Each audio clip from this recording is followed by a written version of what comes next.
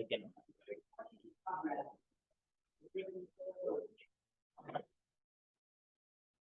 So last week, I think we had an online session, right? So we discussed mainly on the how the quality assurance will, why we need quality assurance and quality engineering, and how we are going to do that in the real world, and what are the real world failure points, so some of the defects what we face in real time, and then we moved on the software development life cycle and what is the latest and how it will be, and based on that what are the career has been evolved recently, and then we moved on the just how to define a QA strategy and how we are going to find out the correct testing types, and finally how we are going to find like do a risk-based testing approach, right? So those are the areas we discussed. So I think today's session, I think I just want to take you through basically on how how testing techniques will work on real world scenario, real actual projects, and then and test execution, and how that outcome of execution really will we need to think about it, and then bit of automation and why we need automation, and what are the tools and what are the techniques we can use on the automation, and the latest trend in the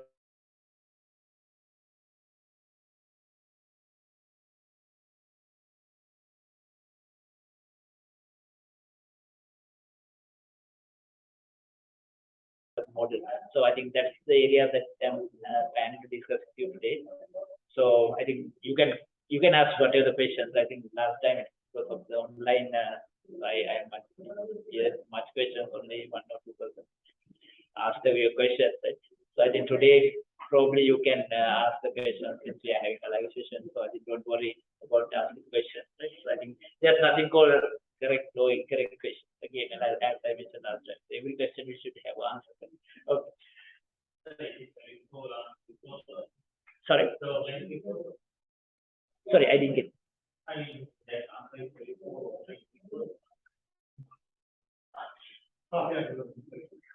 Yeah. Not answers, the question. Right? So that's not correct or incorrect question. Right? Answers are always we should have, right? Which question? Okay, shall we take it at the last? So definitely we can discuss those questions. Definitely, don't worry. Okay, let's do that. Okay.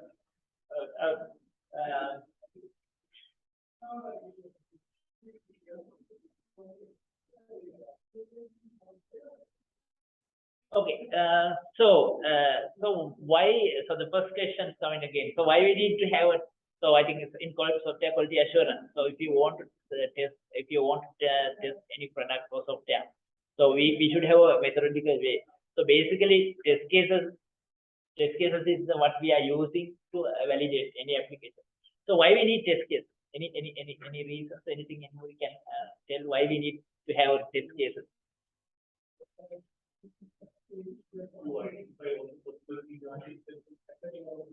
Yeah. Okay. Okay. Good. So anything else?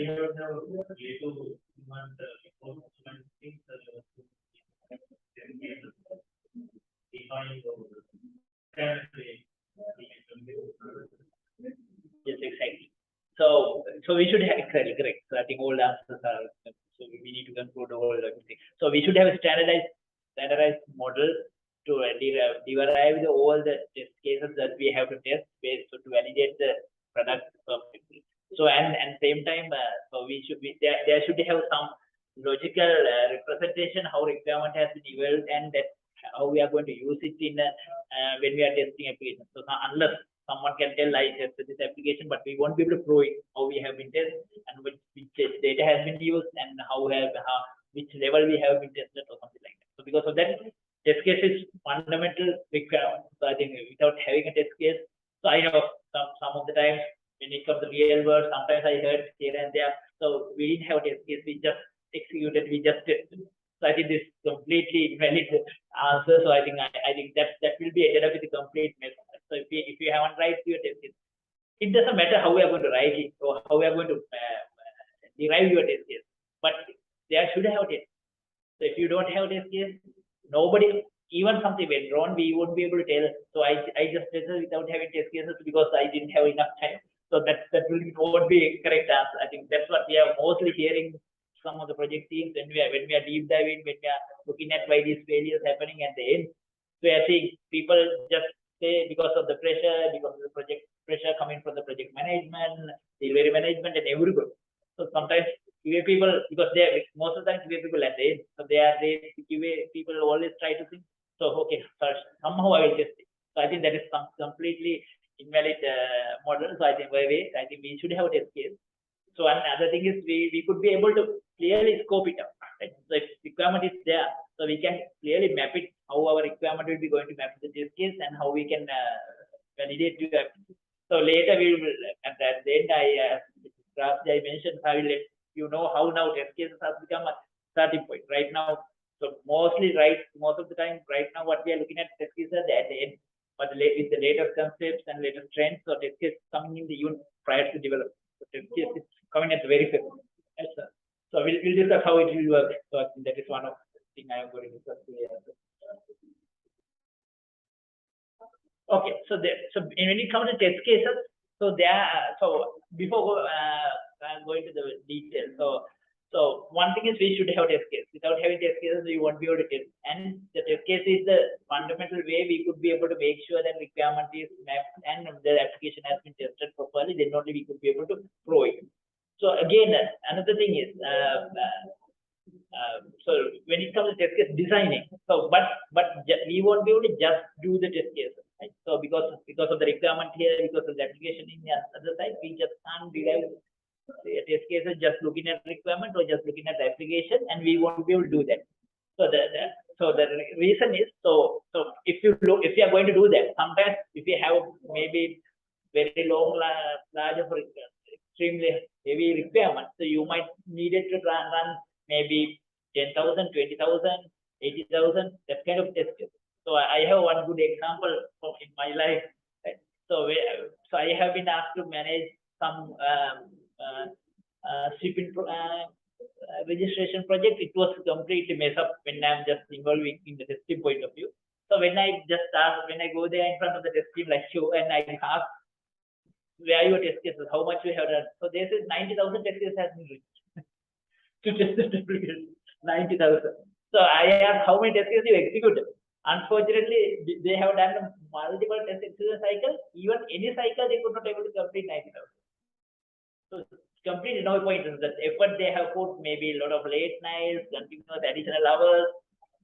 Can't imagine what their effort they have been put to write this test cases. And they have been executed multiple test cycles, but even any test cycle, they are unable to execute 100%.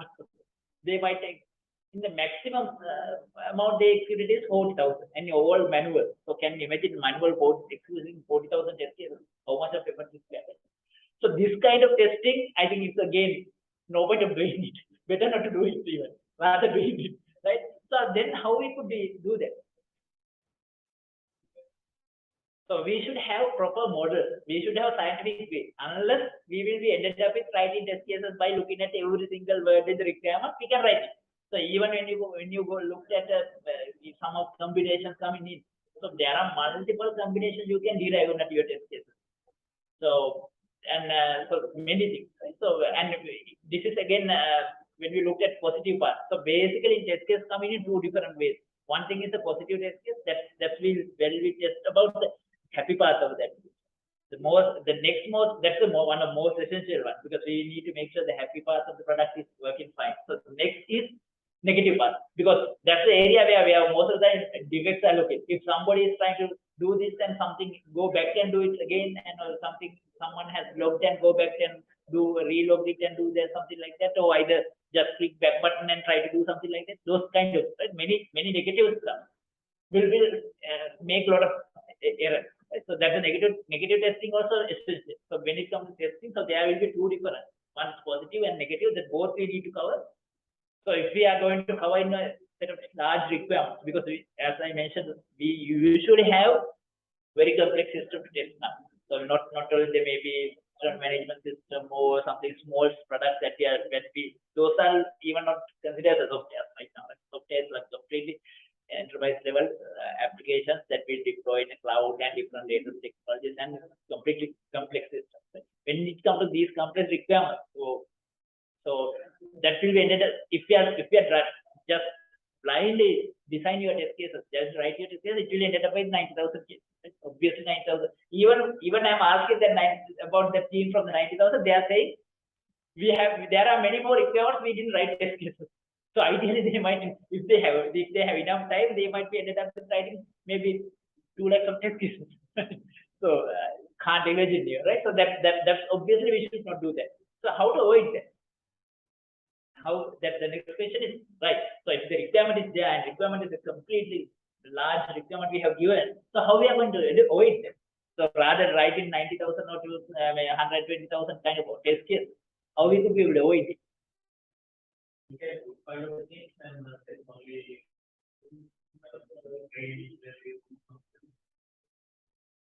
Yeah, that we can do that, but again, we should do it scientifically. But agree, we can do that. Yeah. So, any suggestion? Any more suggestions?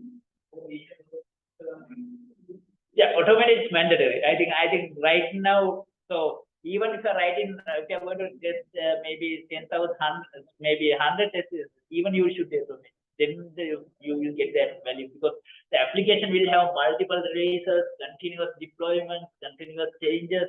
So because of that, doing everything manually every time, so I think completely waste, right? So automation is mandatory. So I will tell why automation, not even that there are many other reasons automation became mandatory, but agree. So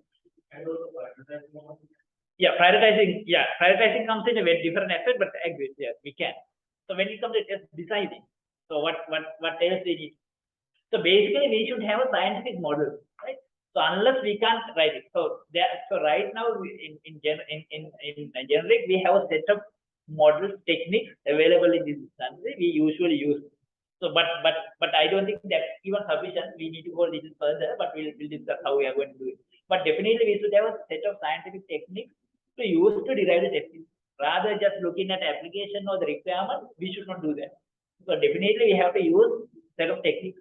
So we'll go through what are the techniques we should be coming in. So other way thing is the how we are going to value of your test.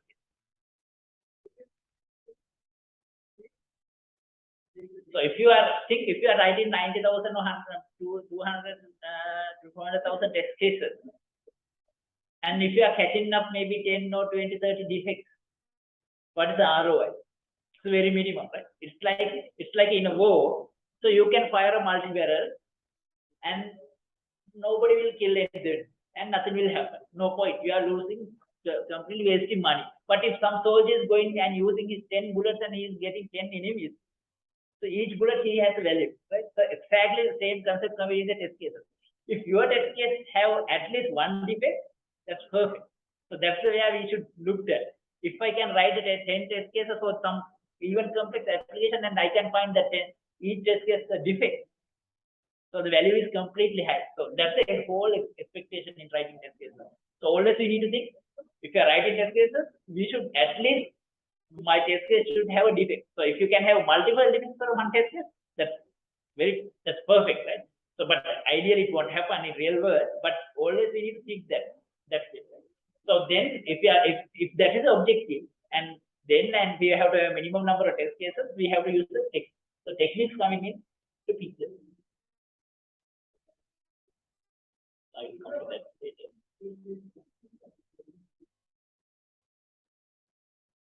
Okay. So before it comes to the techniques, okay.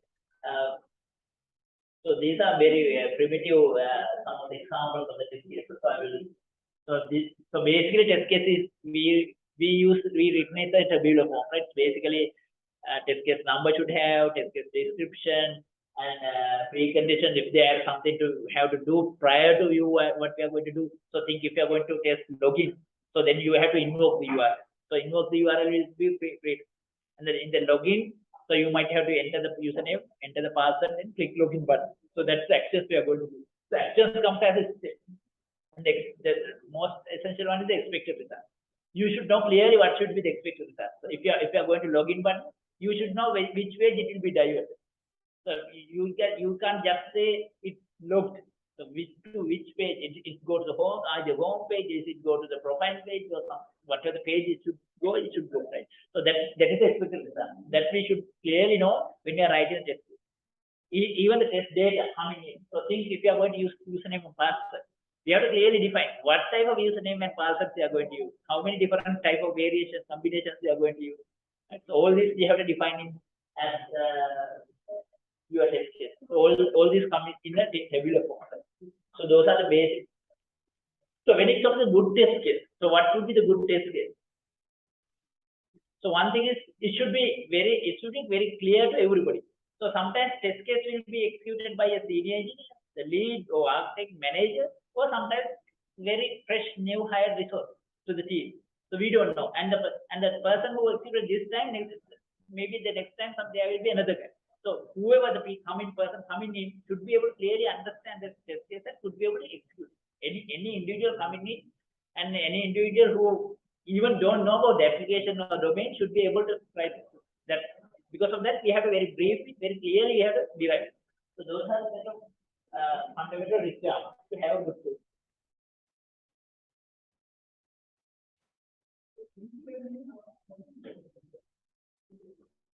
So even when it comes to the testing, so we have three different types of testing again. So even so one is a black box, one is a white box, another one is a gray box. So what is the white box? Anyone heard about white box? Totally, I'm sure. So white box is exactly what we are doing in the code level. So if you are a developer or if you are even not a developer, so someone has to test that code in the unit level. Right? So how the code has been written, whether correct standard has been used, there are sort of a lot of conditions you need to use, and we need to check that all whatever the classes you have defined and methods you have derived correctly working for a technical person.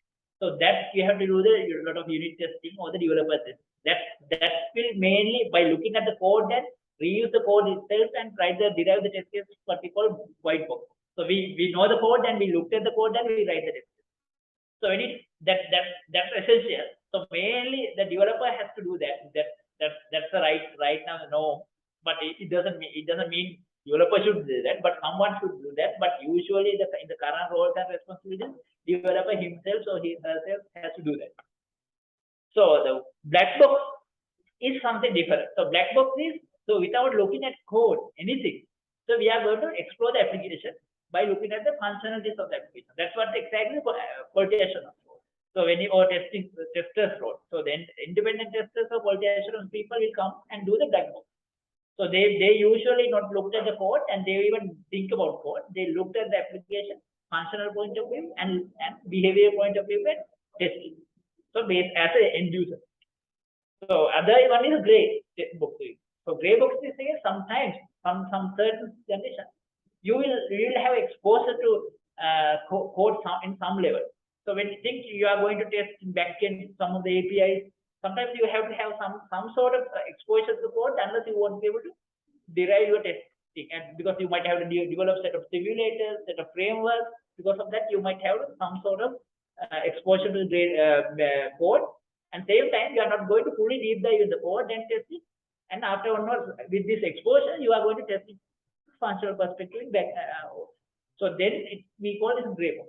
So gray box is one of other common right now people mostly require because of the agile, because of we are moving much to the left side. So a lot of collaboration. We have to do a lot of gray box right now because we should know some sort of coding, some sort of exposure to code, because then only we could build up our simulations, all other stuff.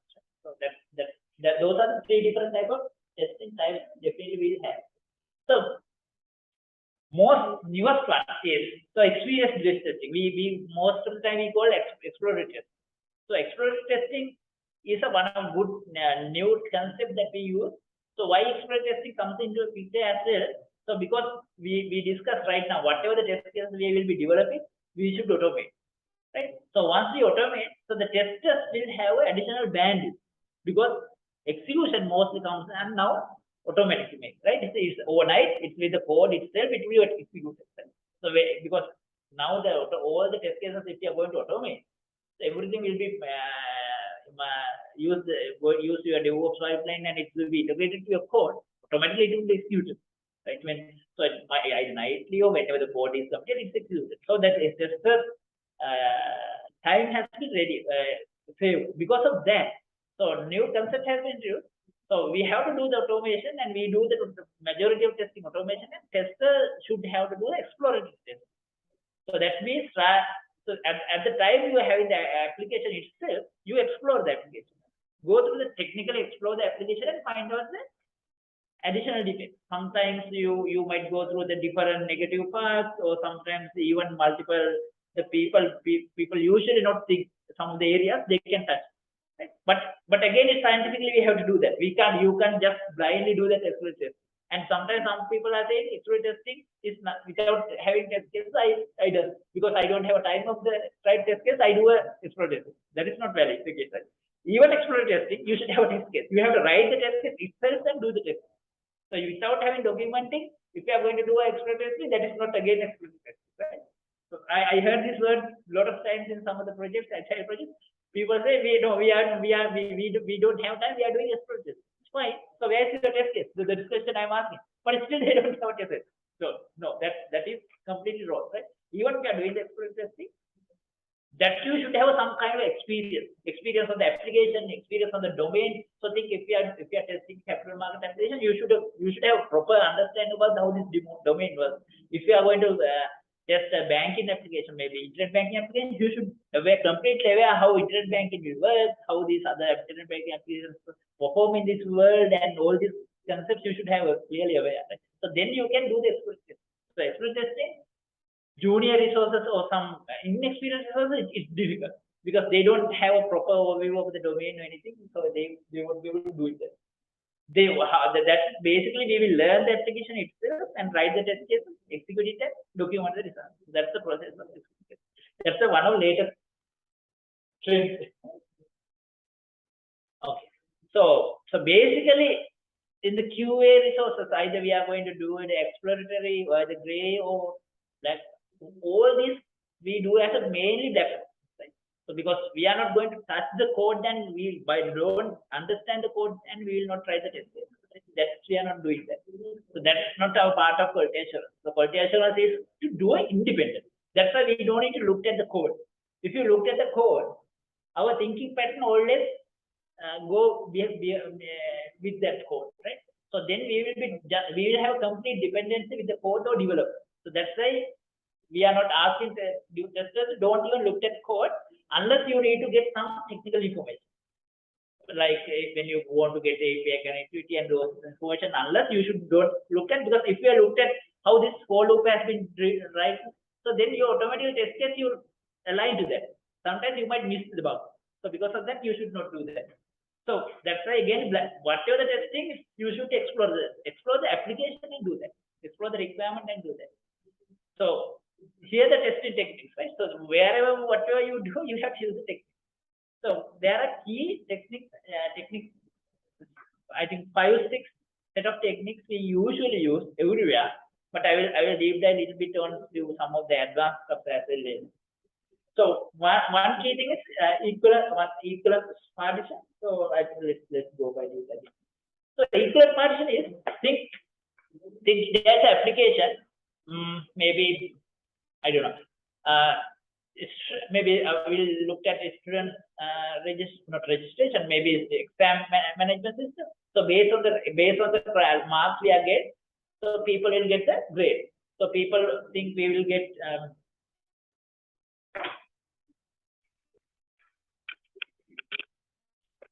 So think people will. So there are multiple people. Person A has the 75 marks, person B has the 90.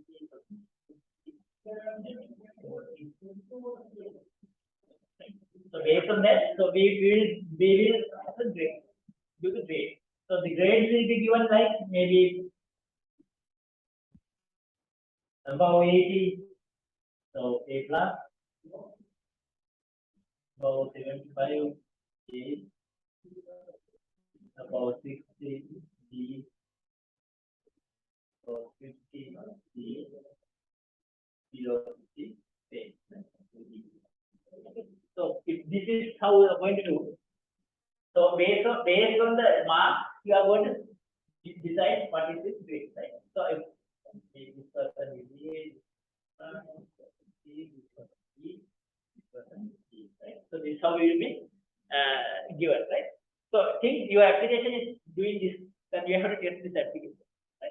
So then, so how we are going to test?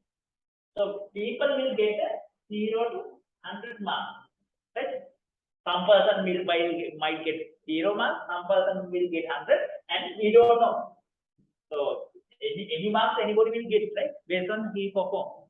So are you going to test this kind of a metric or this kind of algorithm? So how are we going to test?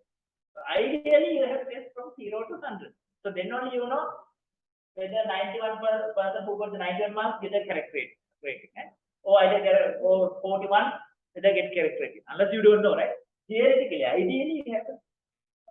So that's how the test case count will get increased, right? So if you are thinking that way, so ideally that's correct. That's correct. Ideally we have to do that. So that's why I have given examples. One project ended up with writing 90,000 test cases because they think this way, right? So they have like multiple number of test cases for even one small stuff, right? So ideally you should do that. But equivalence partition, what we are telling is, though you know you do this, rather doing that. So we have multiple categories, right? Like this. So each category you select a 1 or 2. So above 80, you can select 81, 90, like that. Even one solution. So if you want, take 1 or 2 or 3 like that. Right? So 75 to 80, you can 66 like that. 76, 66, 51, 49, like 39, like that. You select 1 or 2, few from each category, each partition. We call it the partition, right? This is the partition. Each partition, select few and test. So that's the concept is there. That's one concept we can use. Because why? Because developer use mostly either if condition or something like that. So those if conditions will work for this partition. Right? So within the partition, this condition never will get failed. Right? Because of that, we should not need to test for everything. So where you can test it for the partition. So that's one. That's the equivalence partition. So there's another concept. Yeah. Yeah, I know. So in this case, it is not going to cover. Okay. So the next case is the boundary value analysis. Right. So in this case, so covering 1 or 2 within the partition, it's fine. You will be cover the partition. But next comes is your correct. So, but there are boundaries. So maximum mark is 100, minimum mark is 0. You can't be minus, right? So, and there are boundaries, the maximum boundary, and even we have internal middle boundary, right? So how we are going to test boundary? But that's another thing. You have, so that boundary you need to validate. So how we are going to test boundary? If you have tested 0 to -1 to 101, you will completely do it, right? So, but again, you have to. So rather doing this, the boundary you can test it like this. So you can test the boundary that's n and n plus 1 and n minus 1. So that's how we are going to test boundary. That means if you are going to upper boundary, you have to test it for 0, 100, 99, and 101. So then by doing the n and n plus 1 and minus 1, you can make your boundaries for this function. So similarly, you can do the lower bound -1, 0, and 1. So similarly, everywhere you have to boundary, you have to test it. If you have done that, that's sufficient. Right? You need to test it from this end to this. So that's the answer. Right? So boundary value analysis will give the what are the values you need to test for the boundary. So that's the.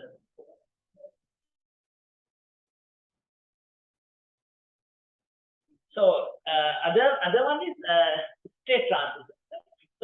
So basically any applications there might have multiple states. So you need to if you have multiple states, so you can use the state transition diagram. You can draw a diagram like this. So see, if you are trying to get money from the ATM, right? So it read the card, read the pin.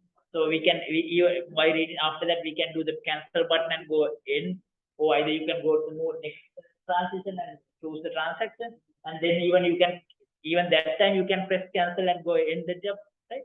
So or either you can go to the next transaction performance section. So again you can go for another transaction and multiple transactions continuously, and you can even end it up, or either you perform the transaction and end it. So multiple states. Right? So these kind of states, the ATM machine scenario that we discussed last time. So probably you can do that.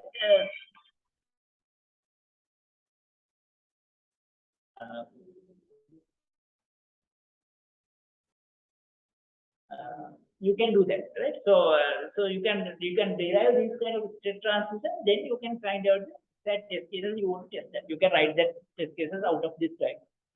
So when there are multiple states, then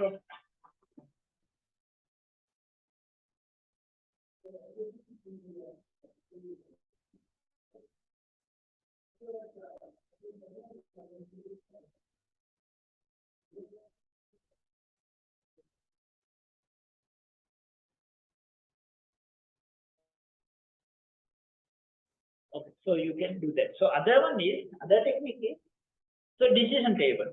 So think so if they are going to just login page, so you will have username, password, okay, but right. So you can, so in this kind of thing, either you can do the correct username password, then there is okay, or you might do a incorrect username, and then what will happen? If you have given incorrect username, so they said you have given incorrect, try again. If you have a second try, it will say, even if you given a wrong one, he will ask again a third try. So after third time, sometimes it gets locked down, right? So that's how it happens in the real world, right? So even if you have given the wrong one here, the second time you can do correct. So even second time you have done the incorrect one, third time you might do the correct one, right? So multiple combinations, right? So for that you can, so there will be decision coming in different states. So for that you can do the decision table. Right? So if you are going to show that how we are going to do that. So if you are going to do that, so you can.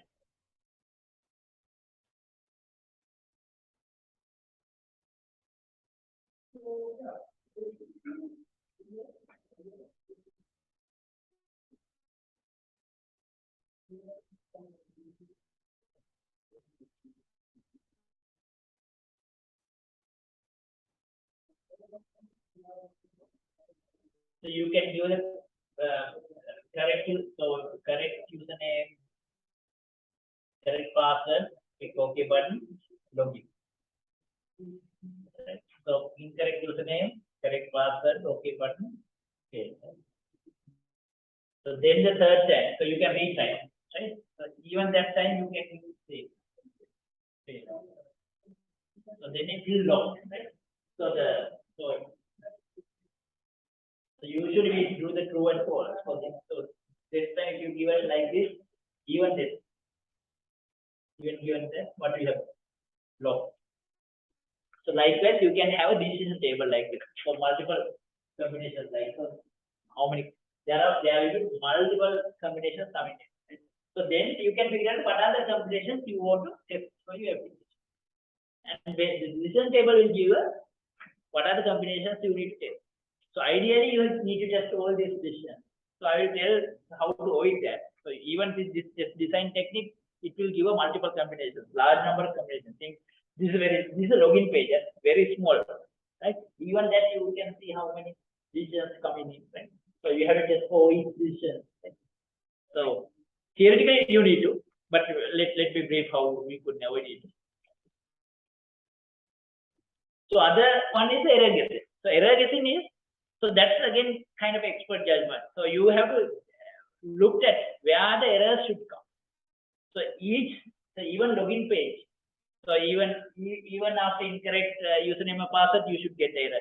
Even if you given different password, incorrect password, you should get the error. So you have to guess where should the errors come. Right? Sometimes the requirement document, those things will not definitely mention, because that's the usual norms, right? Even any application, something went wrong, you should get the error. So just application can't stay without, they can't stay without telling them. Right? So application it should have a AI to understand the user and continue, right? So that's actually we are expecting from any application. So application is blindly pleased or not telling anything, people will not use, right? Application should have some kind of AI to understand what we ask and do that. So then error guessing is more very important to figure it out such testing such application. So those are the main testing design techniques we usually use in the real world these days. But when it comes to these kind of multiple combinations, so it's again it's difficult, right? To avoid that, there are few theories, right? So one very common theory is pairwise algorithm.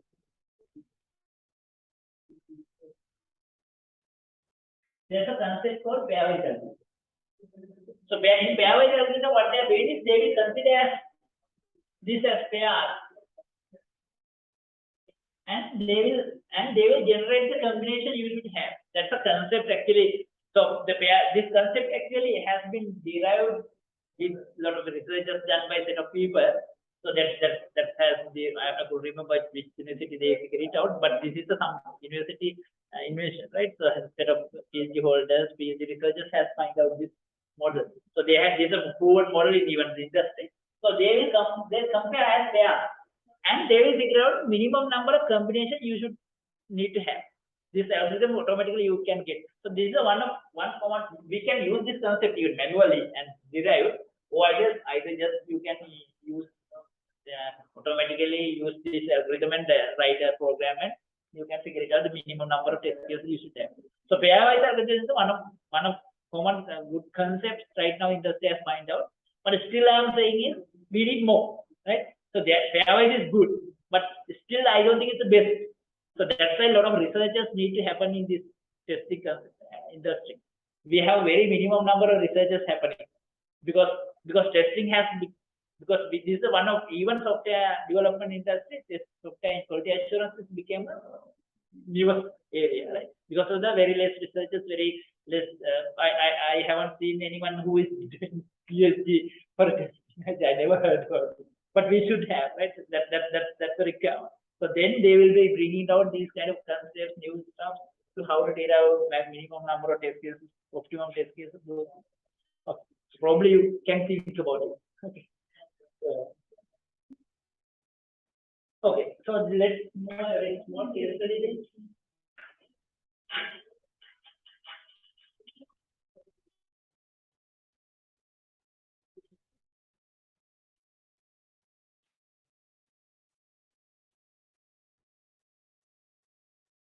Okay. So this is one. So there's a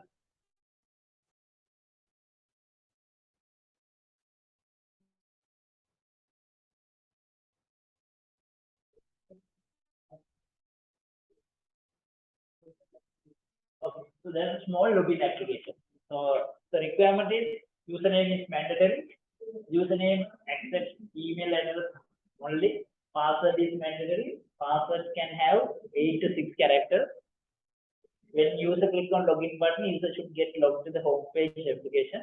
If wrong credential is given, it should give the invalid credential. What are the test cases you can come up with this technique?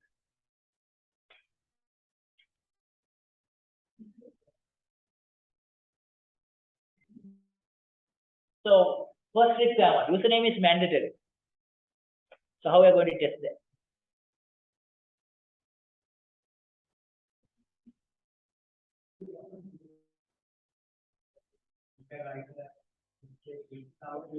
Yeah, yes, exactly. So and it should give us the invalid credentials. Okay. So username accepts the only email address. How are you going to do this?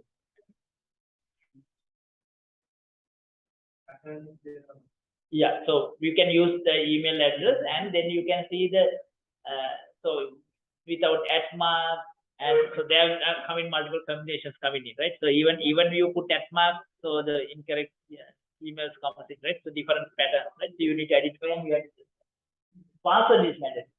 Again, that first one, like first one. So you have to have the password and you have one test case with the password and another test case without password.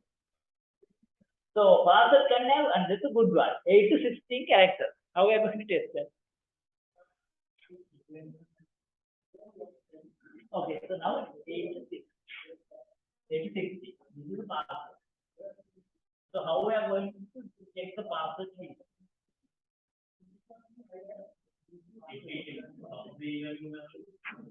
Yeah, so here you come both boundary and equivalent function. So because three parties, right? 8, 60. So here it's invalid, again it's invalid. You can take some value here, some value here, some value, and partition you can take. So then it comes the boundary. The 8. So how we have it? We have just exactly on 8, and you have to have 7 and 9 and 60. So you have to take in 16 on top, and 50 and 7. So then you can validate facts. You should have those test cases. We know that P values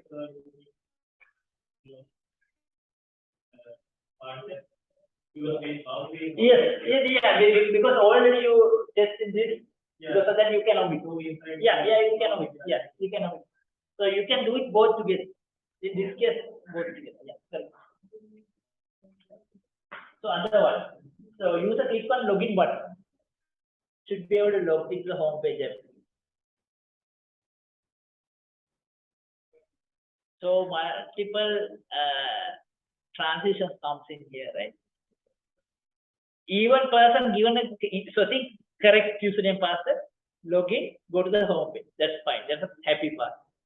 Sometimes given the password, username password, based on the user, it may go to different page. That should, if this based on this strict average, it should be invalid. That's a negative test case. You should have a negative test case for that. And even you are given incorrect, might login, right? That also might happen, right? Because there's no validation.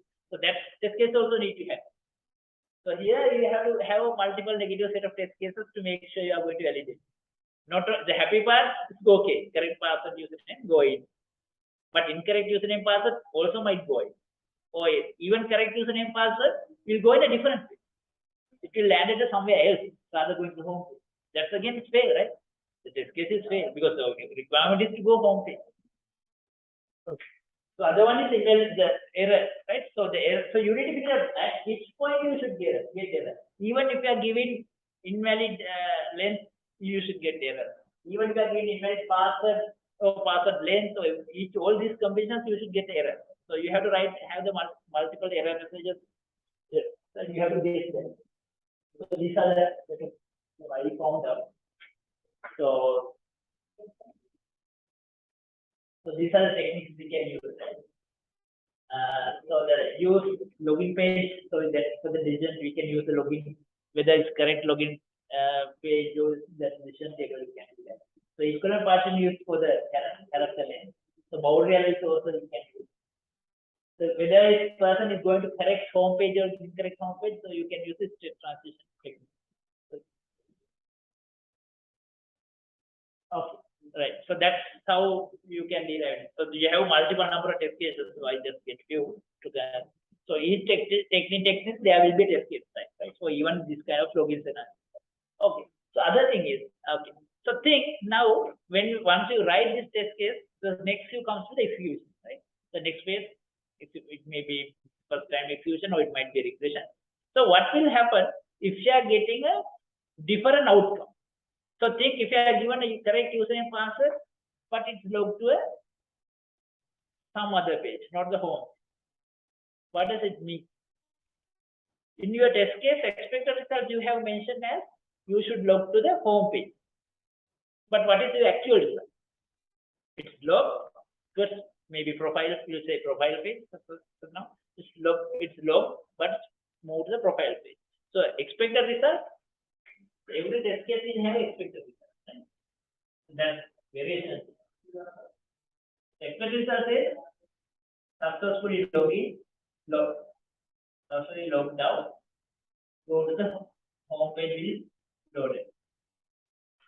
So that will be expected. So, but you actual when you are testing, you have to write down the actual result in your test. That's the norm, right? So successfully login. Yes, log. That's fine. Successfully login. Log. But home page, go to the profile page. Or load the profile page. Now expected and actual are different. So what it does mean? In test case, expected and actual is difference means defect. It's a bug. Nothing else because the requirement says something and but actual is something else. So this is a bug. So when there's a mismatch in actual expected results and actual results, obviously it's a bug. You have to raise the defect. So the raising the defect is the more essential thing that because that's the outcome of even test execution. So then you can quickly so when you are raising defect, you should have many conditions you have to think. So in a defect, there are different conditions. So if you are raising a defect in the real project, so defect very clearly should have the correct context. So the defect should clearly, by looking at the defect, developer should be able to recreate it. If you can't recreate the failure, then your defect won't be valid, right? So immediately, if your defect, you should have description, steps to reproduce,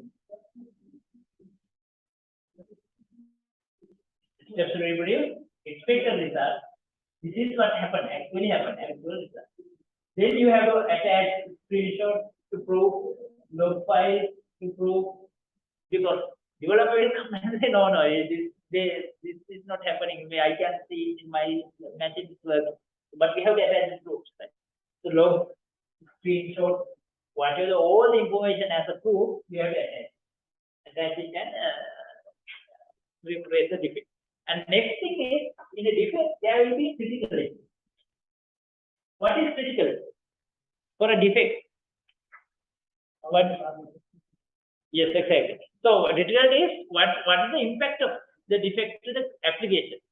So there basically we will have 4 different critical. One is showstopper, other one is high. Sometimes showstopper will tell critical as well. Either critical or showstopper, high, medium, low. Those are the 4 categories. So showstopper or the critical means, so there it's showstopper. Because of that bug, this defect, you can't perform any activity hereafter. You locked, you can't do anything. So it's showstopper. So high is it's the main functionality, but still you have a workaround. So think this door get locked. So if we don't have any other doors for this room, showstopper, because we can't go out any. But this main door is locked. We lost the key, but still we have another door. It's a high, but it's not showstopper, right? It's a high. So think so windows get locked. So not the door. Fine, right? But we should be able to open the window. But it's maybe kind of medium. So we don't have a greater risk, but major function. Right? No showstopper, so no blocker. So when it comes to low is cosmetic. Maybe letters might be wrong, incorrect, all those. Those are the critical. And same time there's something called priority aspect. What is priority? So think there are in some certain situations very low defect. Maybe company logo is incorrect in this application. Impact is very low, right? Because only company. But for a company to go with that live product, they want to have correct logo because they might have similar logo in another company and they might be people will might logo. So the business perspective is very high priority to get it fixed. Criticality is very low. There's no impact. application perspective, but business perspective is very priority because company want to have their logo, right? Because of that, that becomes the priority one, the high priority. So priority decide based on the situation. So think based on your testing situation, some defects, even if it's critical, people the priority, how soon we need to get it fixed will be go down. Right? Sometimes priority will go down, even the higher critical defect. Okay, so the higher criticality and priority you have to define. So as a tester, tester has to define. No one else can tell this is a priority. Tester is the person who has to tell that. So they have to do that priority. So basically, when you are reporting defects, these things you need to consider. This all about it. Okay. So the test defects, finding the defects is the end of the test objective, right? In real world, we should be able to find it. As much as defects we will be finding out. We will be the best tester, best qualification person in that project. So even defects has a multiple life cycle. So the other part is once you raise the defect, it has a defect management. It has a life cycle. So first, you will open new defect, right? Once you raise a new defect, it will go to developer. So developer it, analyze it, and they will figure it out whether they are going to fix it or not. Right? So sometimes developer might come and tell this is not a bug. So then what they will do? They will read it. Right? So if developer is saying it's valid, so then they will start fixing. So once they fix, they will mark as fixed. So once they fix, what the QA should do? They have to validate it, right? They have to verify. So they have to verify. Once they verify, they have to verify. See, fix, they have to close. Right? So think it's not fixed. Then what you need? So you have to reopen. So it will become a new. So it will save life cycle will be okay. So but it is fixed, you can close it down. But if you can fix it, you will get it. So this is the life cycle in a defect, right? So that so the tester's perspective, if all the defects test is raised, I raised 100 defects for one of my projects. If all get accepted and fixed it, so my value is high, right? Think I have raised 100 defects, all get rejected. So that means my test is invalid. Look like my test is invalid. So obviously, sometimes due to various reasons, everything will not get accepted. We'll think 95 defects accepted.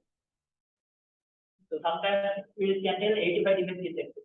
So number get vary, right? So number is high, that's good. Right? So think so once we raise 100 defects, 90 is accepted and 10 is rejected. And we all agree this 10 is rejected. So then what we should do? As a quality assurance profession in our real world project, once we raise 100 defects and it's 90 accepted and 10 rejected. So what we should do for the rejected defect? Yeah, that obviously we need to measure, but overall what we should do, just activity we need to perform. So we have to do a root cause analysis of this. So RCA, we call RCA. Right? We have to do the root cause analysis. So root cause, once you've done the root cause analysis, you will figure it out. 10 defects rejected because 2 defects, our test cases are invalid, fraud, right? 3 defects, input data is invalid. Data. 5. So we executed incorrect. Execution is invalid.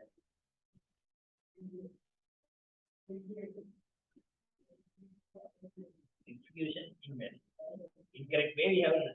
So then you have to do that review. Once you've done the review, root cause. So if your test cases are wrong, you have to correct it. And then you need to figure it out why your test cases is wrong. Whether we haven't used correct testing techniques or something else. So, and we have to attack, we have to fix it. And based on that, we have to look at. So if we have done invalid data, then we have to correct those invalid data, and we have to think why we got invalid data. What's the reason? Why we use invalid data? And execution is poor.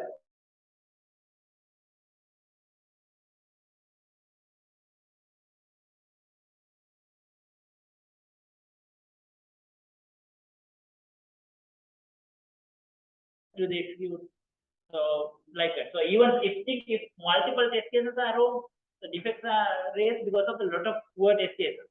So that means our test design process is weak. So we have to really look what are the techniques we use, whether correct senior people have there to understand this kind of requirement and do their test design. So those are the once we have done the RCA, you should have a solution and you have to fix it, unless your project will end up with another collapse. Right? So this root cause analysis comes very crucial. So when it comes to defect, so definitely that you need to do that.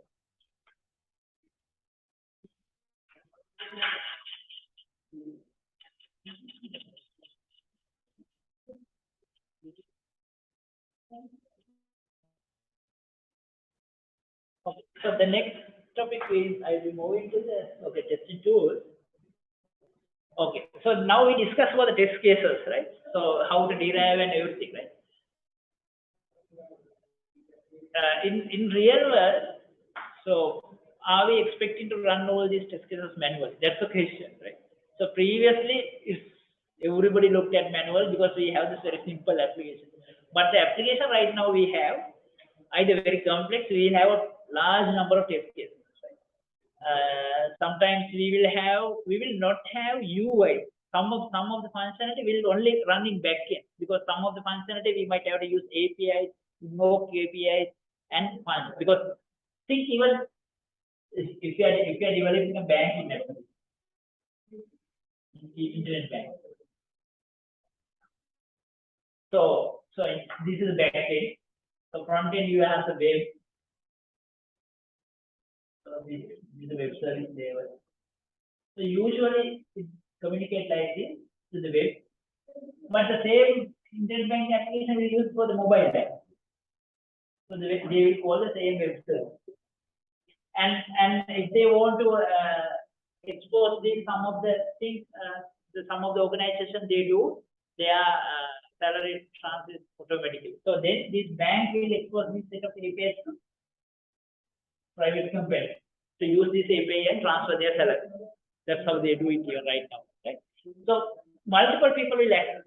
So not only the web. So because of that, so testing we might have to do the API level or backend level, different layers, not only from the UI itself, right? So that's another way. So one thing is number of test cases, another test case we might have to fix not on the web, so not the mobile, even we have to do it much.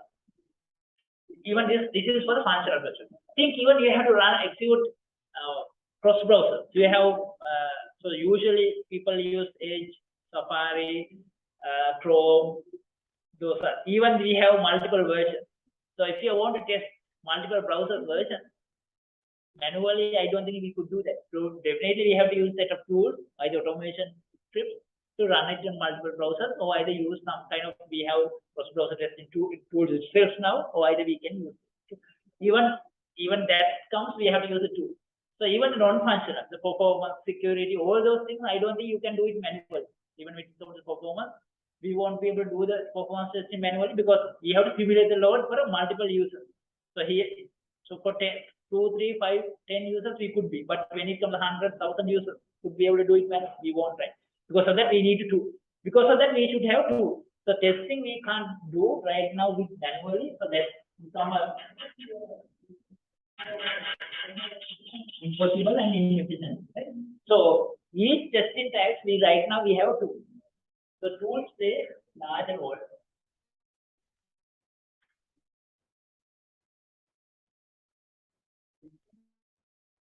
So basically we have functional and non-functional testing types.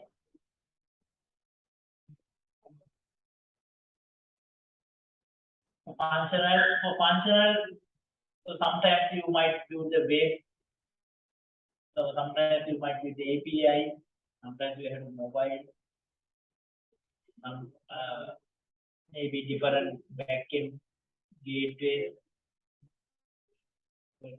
different. So all these, so even web, if it is a multiple users, you have to automate. So we have to automate. Any testing you have to automate. I don't think because so one good example is in one of my project team tested London Stock Exchange last 10 years. Right? So that test there, I think just I'm saying I can't quote it because it's my client, but they are test suites containing more than 12,000 tests. Everything 100% automated. There's no any manual single test. So imagine, so 12,000 test cases completely automated because every week there has a release. We won't be able to test it, right? Because if something went wrong for the London Stock Exchange, so I don't know what will happen to us, right? So we discussed that, right? So we can't because of that nothing. Every time we have to test it. Every day, every week we will execute this regression. And good thing is that regression more than 95% gets successfully executed. Not actually pass or fail. It gets executed because when it comes to automation, so there are various reasons getting stuck and get failed. So bring it to this kind of level. Again, we need a lot of tools, a lot of technologies, right? Tooling is really essential. Right? So automation, we should have automate and we should have tools. So when it comes to tools, there are two different types of tools. One is open source, other one is proprietary, commercial. So anyone heard about the open source tools on automation?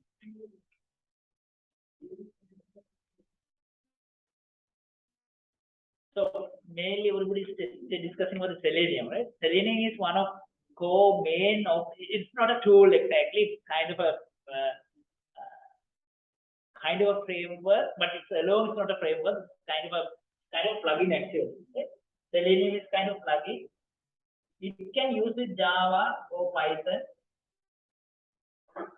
and testing. Alone it can't be used. Right? It has to use with some few other technologies. So either you have to use Java or Python and it's testing. Right? So testing is the testing framework. Right? So it even developers use. So testing with testing Selenium can be using this. We can build up an automation framework for open source. Right? This is one of common frameworks now everybody is using everywhere because it's free, but it's only support for the web.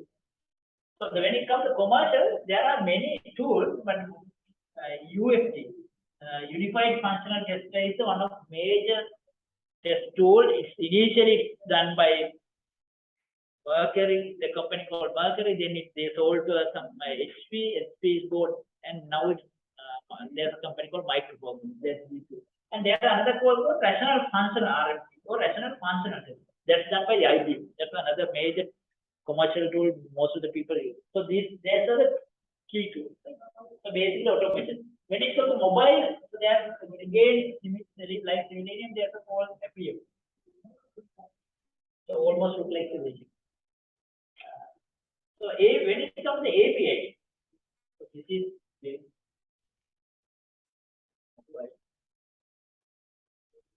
API. Anyone heard about API testing tools?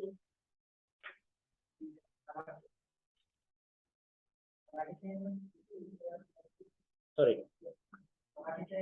Okay. So the one very basic one people use is as a Postman. Right? Postman anybody can use. Very easy. So those kind of Redis API, those are like of commercial, and Postman REST assurance is again open source. So those are the tools. So when it comes to non-functional, so main test that is performed. Again here we have open source.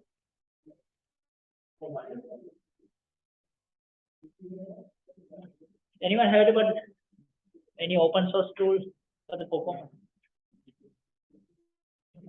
JVT? You have heard about JMeter? This is one of main tools people will use right now. JMeter is very good, strong tool. So sometimes when it comes to open source tools, because sometimes people are getting idle and given up those tools because maintenance and those maturity might not be there. But JMeter and Selenium actually they are really doing great job and they actually mature. So the commercial, there are very common tool called load runner. Anyone heard about it? So load runner is the one of key tool, but it's very expensive because of the feature of this tool. This is the one. So these are the main tools. In addition to these testing tools, there are a few other tools we will require to do the testing. DevOps. What is called DevOps? DevOps means development and operational and delivery all three come together, right? So DevOps basically, if you are automating, you have to integrate into a code, and it should automate execute best. So that you have to use Jenkins. Jenkins is one of open source. Bamboo is a commercial tool, right? So what else? So think once you automate, so you need to store your code, right? So you should have configuration management, right? Configuration management. So Git or GitHub, right? Those are the open source tools. There are many tools like many commercial clear.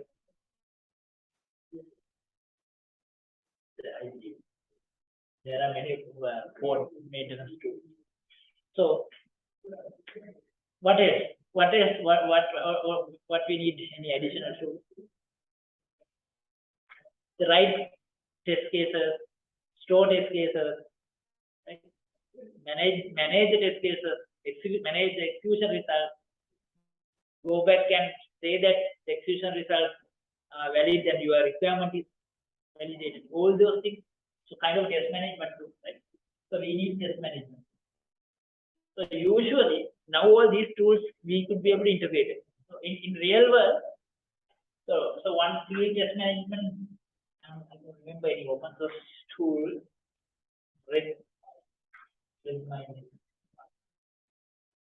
So test management tool is there some you can use for the defect management as well. The Jira is one of famous tool, right? So and there are many other tools. So usually, so these tools can play along, right? So we can play along and we can use them in our real world project. So your software project, you can use it in different perspectives.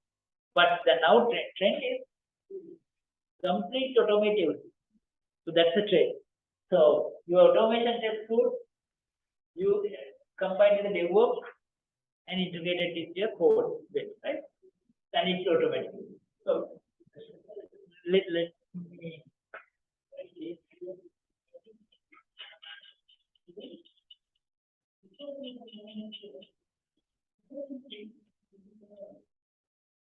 so usually you should have a test case. So how we are going to write test case? Based on the requirement. Based on the requirement, you write a test case you will automate and test tool. So then you will have a DevOps pipeline, integrated and execution. And once executed, you will have a result. Not defect. That's what we have. So this entire flow can be automated because everywhere is different tools. So requirement you can use Jira.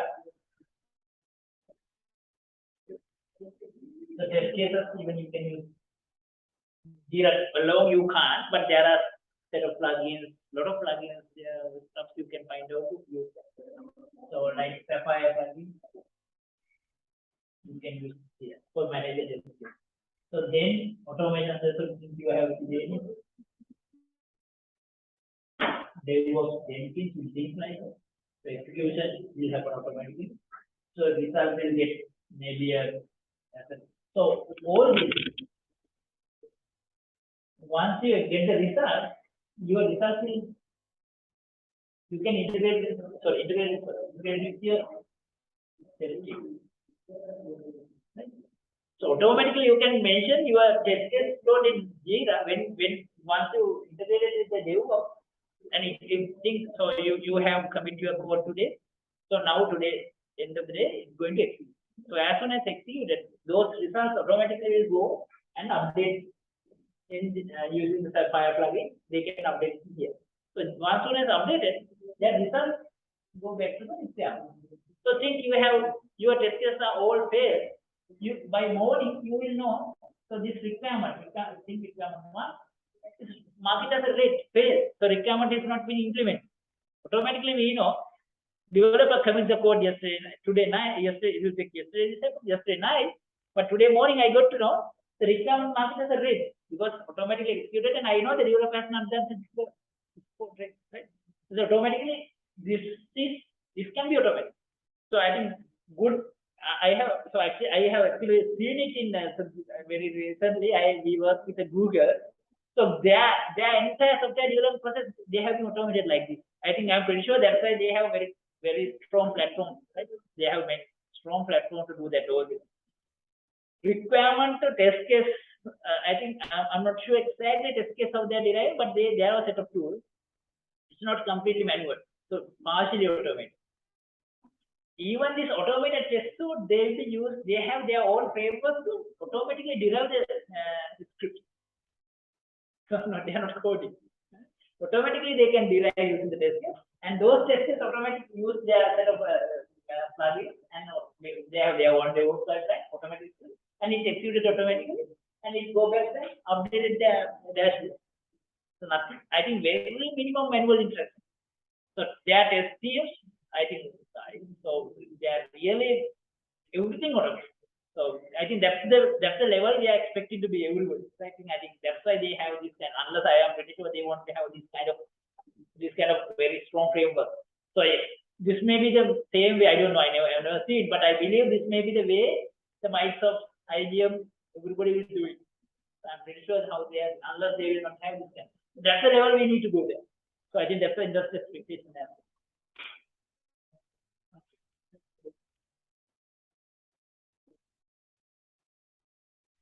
So actually, I just discussed the slide there.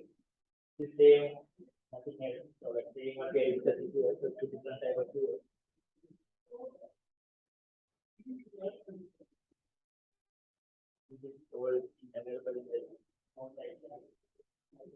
So that will come to automation, right? So automation has very key portion. So though we have multiple tools, automation, so everything depends on automation, right? If you are not doing automation, there won't be any value of all other tools. And all the value of all tools comes if you are doing automation. So in automation, so there's no argument the automation is required because we have. So why we need to have automation? So one thing, so we have the large number of test suites. We need to save the effort. We need to optimum. We need to give enough bandwidth testers to do the other things, design, and those are the more valuable. Right? So because of that monotonous repetitive activities, we have to automate. So that's what we are doing. So that's what we are doing in automation. And it's effort saving, and it will give the testers enough time to do more scientific stuff. So that's why we should do automation. Right?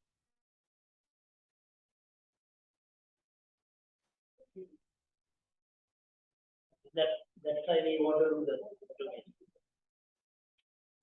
So another thing is there will be some of the test cases anyway you can't do it manually. So think if you are going to do the backend, if you are calling the backend, if you are going to do it manually, you won't be able to do that because you should have some of the frameworks to capture these messages and validate it and do that.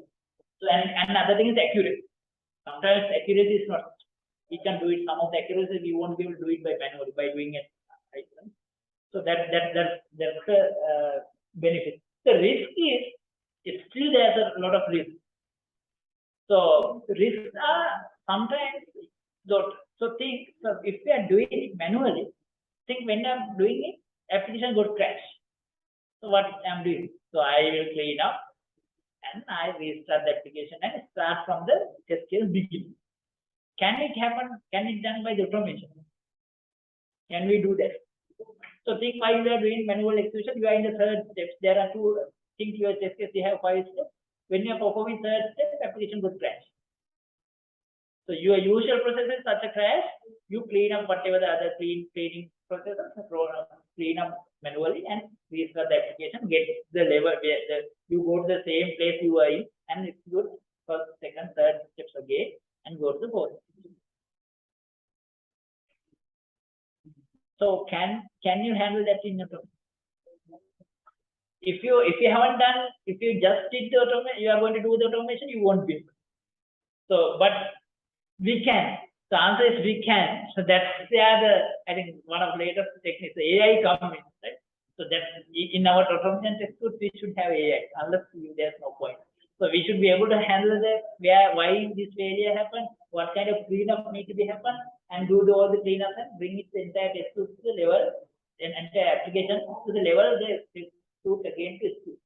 So that's AI, right? So that we need to do. But usually, if we have done without considering AI, that's again very costly, because we should have proper coding models and all things to handle those things. But that's a challenge, right? In automation, most of the time, this is a one of failure we are facing, because most of the time in middle, when we are running large number of test cases, getting a crash, next day morning, only maybe 20%, 30% test cases. So that's the one of major drawback. But we can handle it, but it's not easy, right? So there's answer is not. So other thing is sometimes when we are we have built up. So my good example is so we face it. So for this LCG client, so we use the proprietary tool. So and in some even open source tool frequently might happen. So somewhere that tool the owner has sold to some other tool owner. So all of a sudden the new owner increase the price 4 times. So initially if it's a $50 one license, now it's become a $200. So cost we can't imagine, right? So now we can give it up. We have 10,000 test tools. We can do it from some other technology. So those are the problems coming in it. When it comes to open source tools, we don't know. Sometimes everybody will give up these projects, and nobody is going to take care of because of global security risk comes in. A lot of hackers might be using it because of no one reason. We might be in risk. That's the risk when we are with automation. So that's one of those are the challenges. Right? So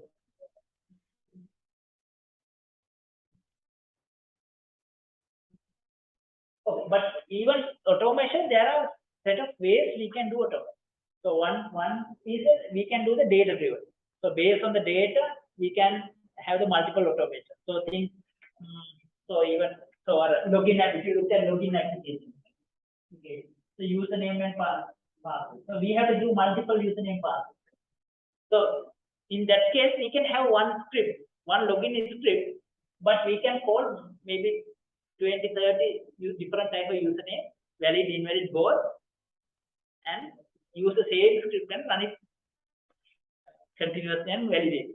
So just one script, but multiple test cases you can do. So that's what we call data driven. So keyword driven is, so you can define some of keywords like login. So see, you have multiple login pages, 10 different login pages in the application. So you can define username password as keyword, and each page you can identify the object and use and execute it. So each page, but though multiple objects, one script, that we call it a keyword driven. So capturing it, so automatically we can capture automatically the objects and all these things and execute it. Right? That's other. So there are different. Usually we have to build all these concepts together. If you want to build up a proper test tool, so these are the ways: data driven, keyword driven, and object capturing. But in reality, you can only work on data driven or the keyword driven or object capturing or like that. Right? So we have to use all these concepts hybrid. You have to build a hybrid automation. Okay. So think so you are going to do automation. So now we know automation is required. We are going to do it in your project. So you decided you are going to do it in your project. How we are going to do that? You are just going to start it. Then what you are going to do then?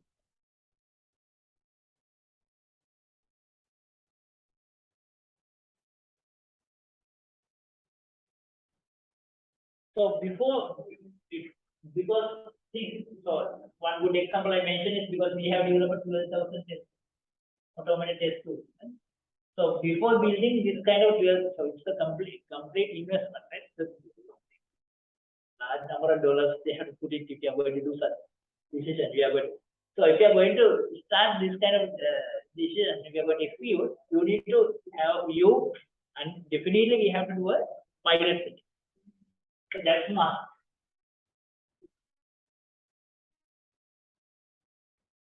So if you are going to do automate, you have to do a pilot project. So either sometimes we call POC, proof of concept. So most of the time we get fail in software ITCs because we are not doing pilot. So all of a sudden we implement software, we go live and we get fail and we losing all the money. So that's happened everywhere, right? Even we look at many government projects, but failing it.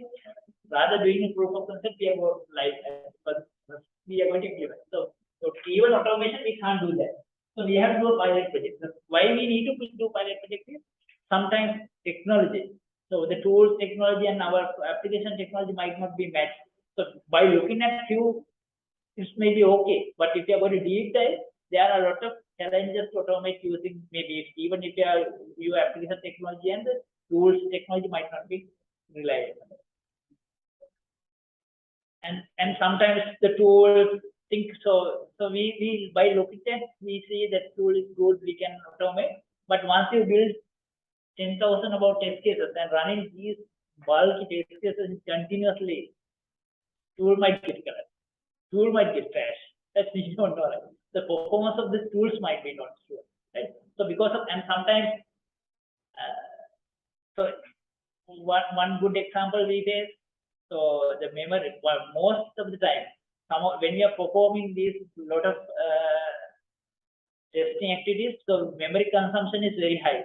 So when you are running maybe 200, 2,000, 3,000 test cases, so unable to handle memory and get collapsed. Most of the tools get collapsed because most of the time they use Java as a backend for these tools. Right? Because of that, memory handling is poor. So we are ended up with a lot of failures. So one other thing is so we use Java for one tool, and initially we decided to use the set of Java framework. So we thought all good. We didn't feel anything worry, but somewhere in middle, Java is strict.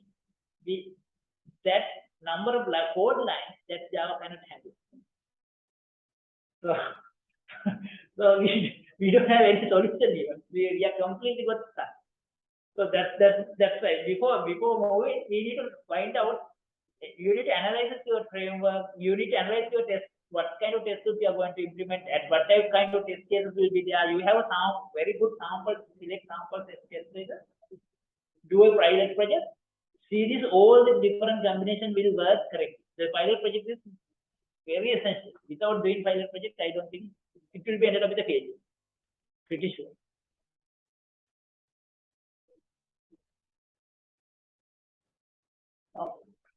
So most of the time, so because of for us, so our organization, what here, so this is just about how we are doing it. Because of all these challenges, what we have done is we have built up our own set of frameworks using this open source technology. So we use a lot of open source technology, but the frameworks and tools we built ourselves. Because of that, we are sure. So that I think that's what everybody is right now doing. So even in Google case, so they have their own set of automation tools and testing tools. All they develop themselves, but all open source technologies, nothing else. But they develop their frameworks and tools using them. So even that's how even Microsoft is doing. So most of even that's what IBM is doing. Set up their own framework tools because large companies they can't rely on this set methods I have mentioned. So that we usually build our own tools. So what we have built is again open source. It's available. So we not keep it ourselves. So if you want to try out, so you can see all these different types of tools available in open source. Try out. If you like it, you can try it. So these are one of very latest tools. So we have built up for TS2.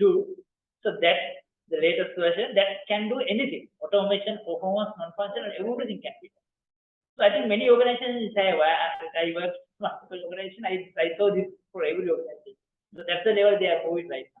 So when you look at the IBM, so IBM has all this right now they are selling it. So they for performance they have performance tools, automation they have their own tools, test management, everything they have complete set of tools. Microsoft again says. So but Microsoft and IBM are selling it even. So when it comes to Google, they are selling it they only for their internal purpose. But so this tool is again open source. If you want to go there to GitHub, it's available. So you can try out. You can even develop and you can enhance and you can reuse it if you want. So that's how tool. Okay. Any questions? Anything? So I think I'm going very fast. I think if I'm too fast, you can go there and you can copy, right? So these are common stuff. I think these are years and that's why I'm moving very fast. But if you feel it's too fast, stop it and question me. Don't worry about it. Anything you want? Any questions?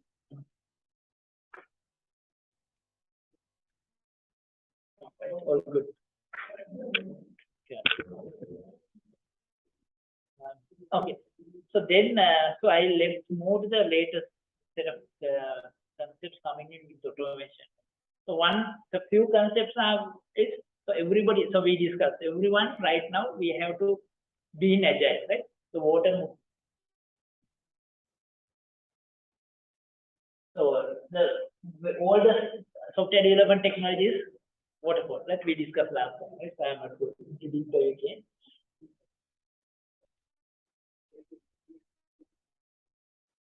So basically, what we discussed waterfall, it's the multiple phases, and each phase there are dedicated people, dedicated roles, and once each phase completed, it will move to the next phase.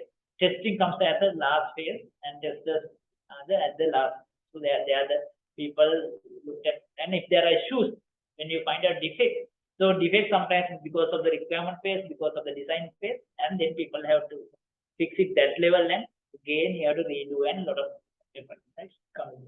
So that's the challenge. So because of that, there are a lot of new deviations comes. That's why V model has been introduced initially, then it come to iterative models. Now it's ended up with the agile. So agile is the latest, right? So why agile came is so it's agile. So because it's a kind of a collaborative approach, both developers, testers, all roles come to as a one single team. So most of the time their role has been a little bit diluted. That's why I mentioned two different profession has been established now. So as a full stack and the SDEV, right? SDEV are the QA right now. So and it's kind of a self-organizing cross-cultural teams, right? So that's what so agile we have different processes, right? Basically we will have a sprint, very small sprint. We will do the all the work, right? Planning, designing, development, test, deploy, all will happen. So either 2 weeks, 3 weeks, very small sprints we'll have for the development project. That's how in the real world.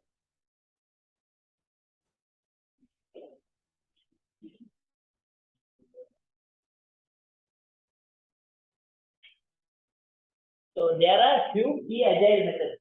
So the Scrum is one of most famous ones, right? So everybody right now using Scrum. So everybody in Scrum. Right? So but there are few others, Kanban and SAFe. So there are few. I think I have seen the SAFe model. People start using even a lot of certification has been introduced on the SAFe. So Scrum anyway the most matured one. So there's nothing much deviation, right? So same concepts they have used a little bit separately. So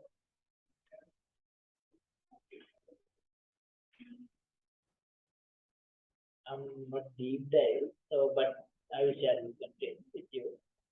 So this is the place I want to complete actually. So with this agile model, so now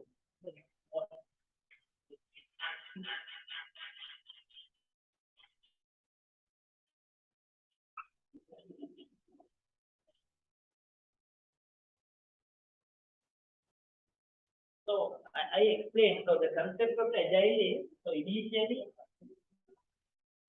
so we have experiment, development, and like this. This agile, so we are moving to the shift to the left. So that is objective. So why we are moving to this experiment?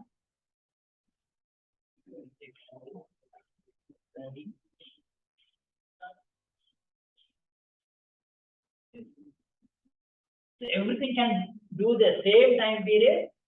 The time, so you think it's 1 week, if we have in 1 week for that, so we can complete, we can do the delivery within 1 week. So if we can complete the shift, right? So that's the objective. I don't think we can complete the shift, but the objective, shift everything to the left, and you can have a better outcome. So that's the objective of the agile, right? So with this agile, so people think through and people look different concepts, and now the concept has been derived SQL. So previously, requirement has been identified, code has developed. Based on the requirement and code, we do the testing. And either we look at requirement and develop the test case, or code we do the test. Once code is finished, our test case is done. But now, so this driving seat has been given to the testers. So previously, basically the developers. So in real large software projects, developers are the people who drive. Because, so obvious, right? So that they are the key people because they are the people who produce it. But though even they are producers now, testers become the drivers. How we can derive it? So whenever you have the requirement will be developed itself a testable form. So requirement will be derived in a, I will explain how it's done. So testable format. So with this testable format, the day one, even developer start. So usually we need to start developer next, right? Somewhere here. So whenever the requirement is visible, developer can start. But before developer start, now testers start. Ideally it's day 0, but we'll take it as it takes some time. It's the ideal scenario will not work anyway. Right? There will be a small gap. But at the testable release is released, tester will start testing. So then developer will start somewhere, start code. So in real world, so whenever the requirement 1 is ready, the test case 1 will be ready. So that's required. So the requirement 2 is ready, test case 2 will be ready. So think if you have 10 requirements, and each requirement there will be one, assume one test case. So all these test cases will be completed whenever the requirement is becoming. But coding will be start later, right? So when if you have ready your 10 test cases, so when think the developer is start developing here. So what is their result? So right now there is no coding, no coding. So what will be the test execution result? There are 10 test cases, no code. 100% fail, right? So first 100% fail.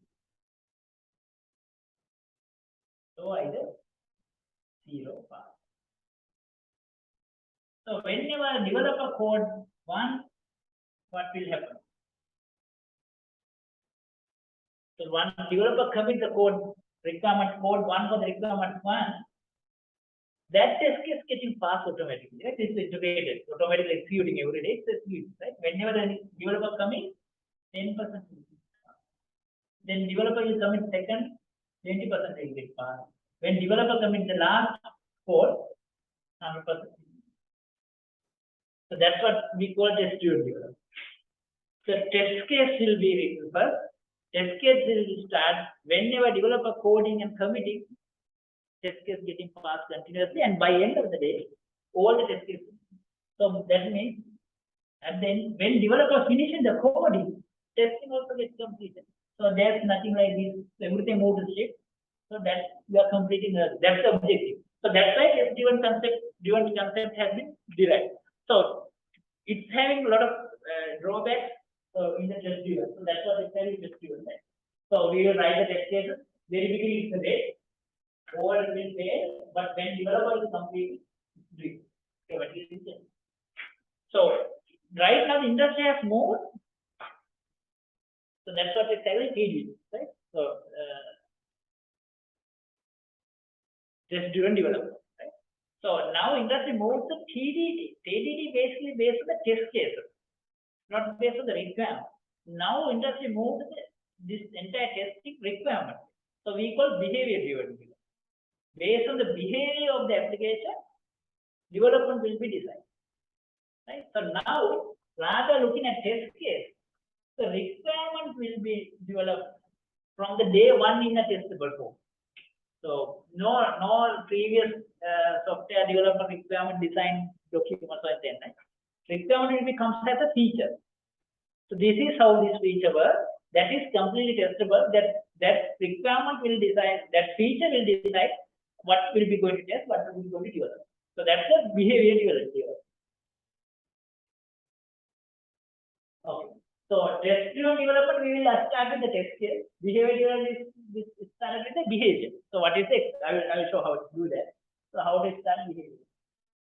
So basically, so that test-driven development. So we are looked at the functional. So here we are looking at the behavior end user essentially. So test-driven development, we can use JUnit, TestNG, NUnit, Java, all these ones. So behavior development, we have set of tools, Cucumber, JBehave, they are set of tools for that. So we can use. To understand the test cases, these scripts we should have a so test-driven development. So it's difficult to understand because we should know the code. It's mainly based on the coding. Behavior development is not based on the coding. It's like a usual storytelling language. So I will show that how to do it. So tracking and everything will be difficult because of that TDD, but DDD becomes very simple.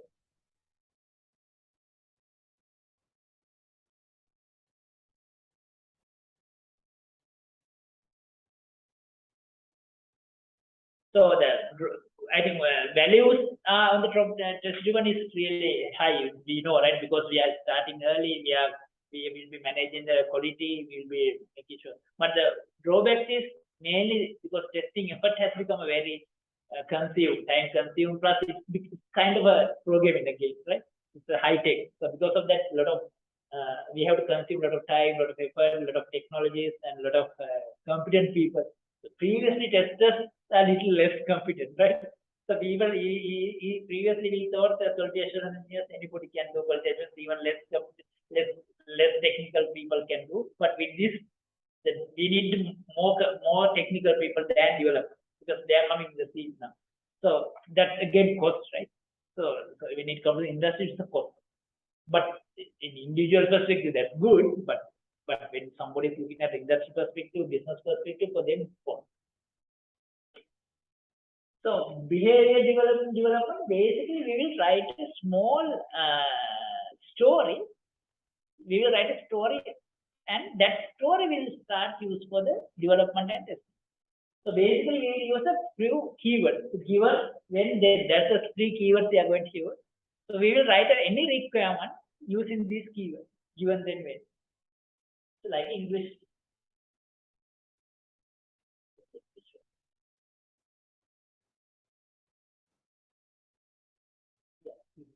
Okay. So we will. So it's like this is almost like a test case. We will write in the test case we will have something called description. That is what we call feature.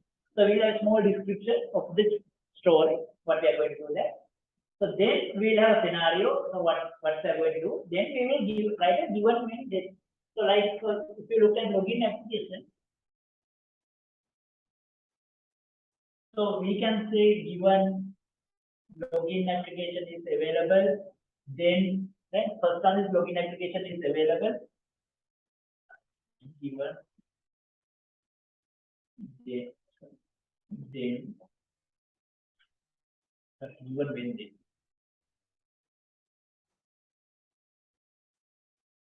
So given login application login is available.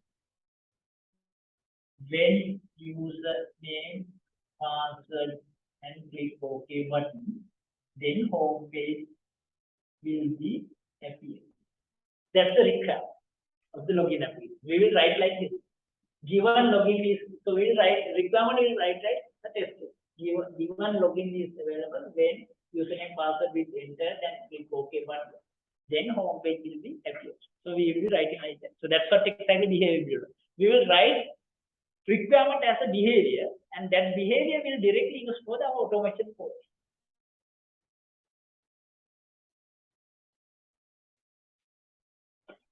So if you can include it to automation code, so first we will describe the behavior. So then we will write a set of definitions. So based on this, we will write a set of definitions. So this definition will be mapped to the automation code, and that code will be executed and it will get passed. So that's what will happen. So mainly we use a cucumber. The cucumber is so in open source technology there are many other tools. So cucumber and Selenium are the two stuff going together in open source. So most of the people right now that use it, cucumber and Selenium together. So cucumber uses to write this. We call this the feature file. Write this feature. They use the cucumber. So the cucumber itself can integrate into Selenium and run the map our test automation code to them. So we use the cucumber to write the feature file. Then Selenium code to be integrated both together. So then BA or business analyst who are the person gathering the requirement, he is not documenting the requirement. He is writing a cucumber file. That's how he has to do now. He has to write the cucumber file. Tester has to integrate that test case to cucumber file. Complete. That's the end of the story right now. Right? Requirement is already automated. So basically, we have three different files. First file is feature. The feature file is the cucumber, whatever the tool you can use, whatever the tool that the requirement will become that. Then tester will have a definition. The cucumber file will have set of definitions. They will write set of definitions. That definition will have a map to the runner file that is code, right? So that's how it happens. So feature file after feature actually is the requirement. So additionally, there are definitions after. So this requirement will be derived as a set of definitions. These definitions will be mapped to the automation. That's how it happens. So that's what we call BVT. So that's how we are. Okay.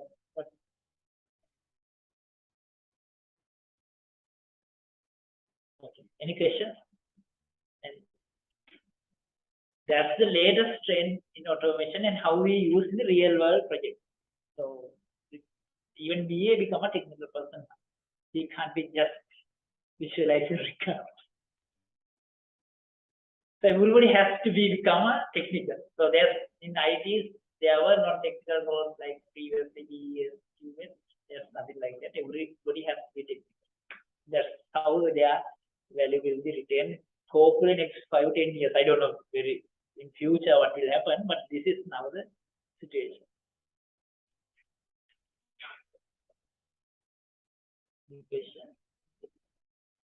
Okay, I have a few pieces, so you can scan it and do it whatever time, but we'll discuss last time pieces today.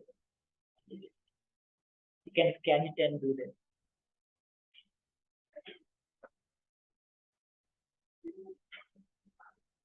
If you have phones, you can scan the QR code. Oh, sorry.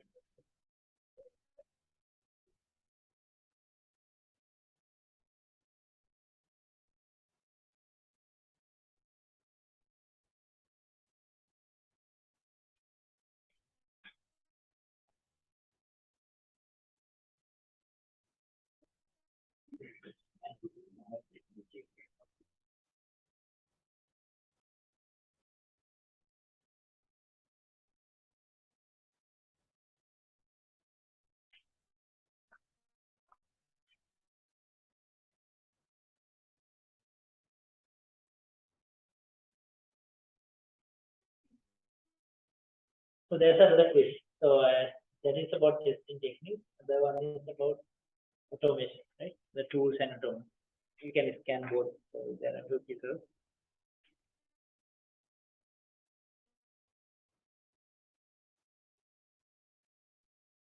Scan this one, and probably you can do it later. No worry, I will keep it open whole day.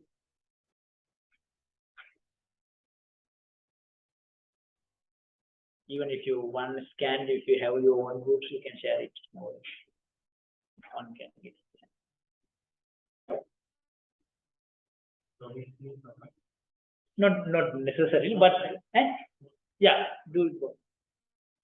We'll discuss the questions the last one, right? I think that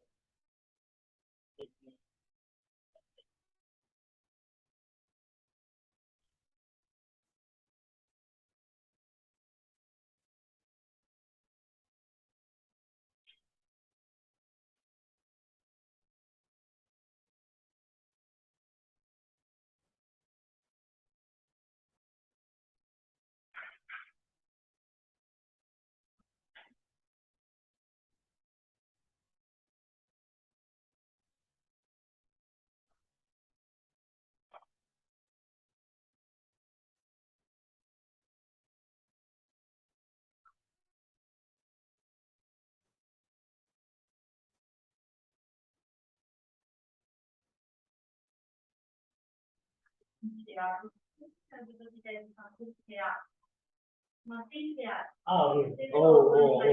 yeah.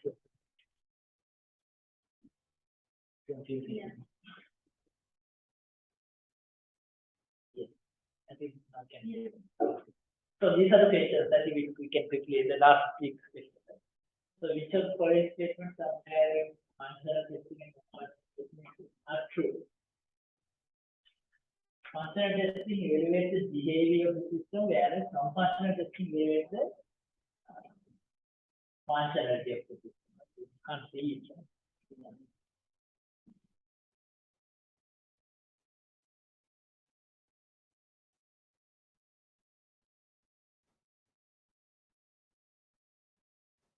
It means which open.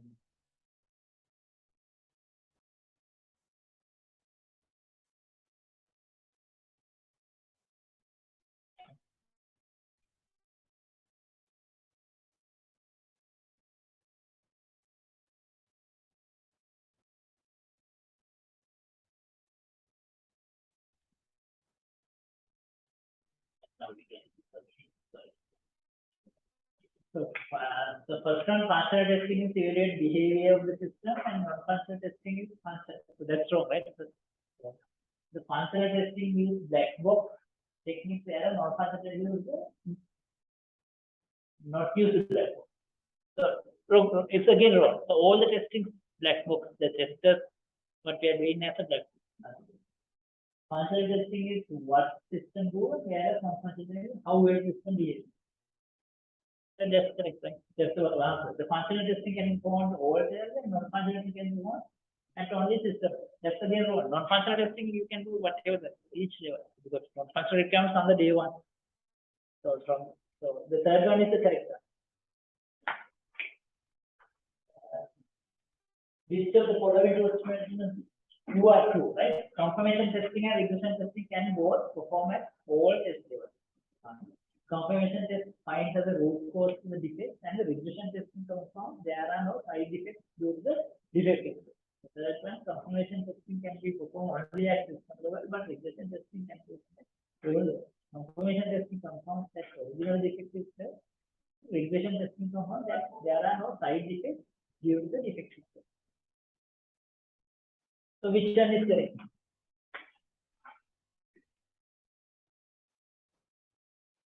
So all levels can be performed, right? So regression comes, whatever the defect is comes, you have to test it. That or whatever the new feature come in, you have to test that all levels. The first one is correct. Confirmation, root cause of defects and regression testing form there are no. Confirmation test find the root cause of the defect, and the regression testing confirm that there are no side effects.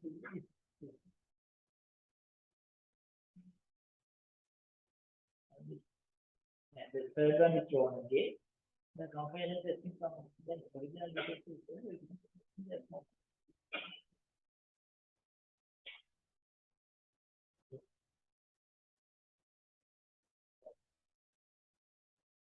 so that's the last one, right? Confirmation testing confirms that original defect is fixed. Defect fix එක තමයි ඒකේ validate කරන්නේ. That's the regression testing confirms that there are no side defects. So due to the fixes to the new requirement, everything is perfect. So that's what here one first one and last. Okay, which one is correct? So test design and execution requires knowledge of the changes made to the system. Test design and execution requires knowledge of the changes made to the system. So it's a regression, right? Because of the system change, there was a set of changes. Test design and execution requires knowledge how code is built and how data is stored. So that's why it goes. Code, we are going to look at code. The test design and execution requires knowledge of the business domain, the domain of the application in that black box, right? So that's a functional thing.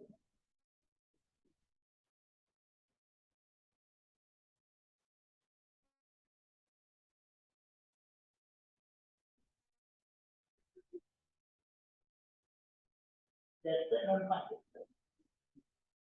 Design issues and all these comes as a non-functional. Find out a non-functional. Which of the following requirement is testable? The system shall be used. The critical parts of system shall be dependency of mode. The response time shall be less than 1 second. Specified design law, system shall be built to be portable. So which are the tests?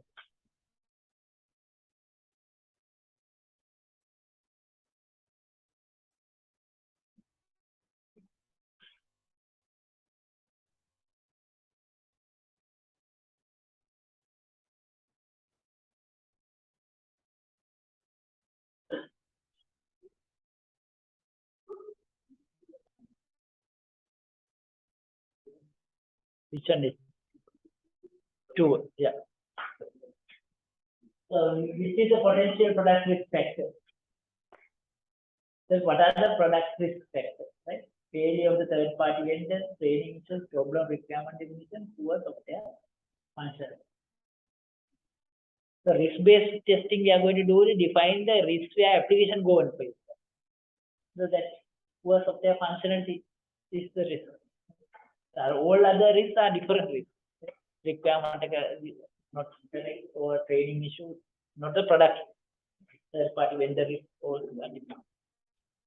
Are we clear about that? So next session we'll discuss next week. So we'll try out. Okay, that's all for today. Let's move on. Any questions? Anything? Unless we can wind up. All good? Great. Thank you.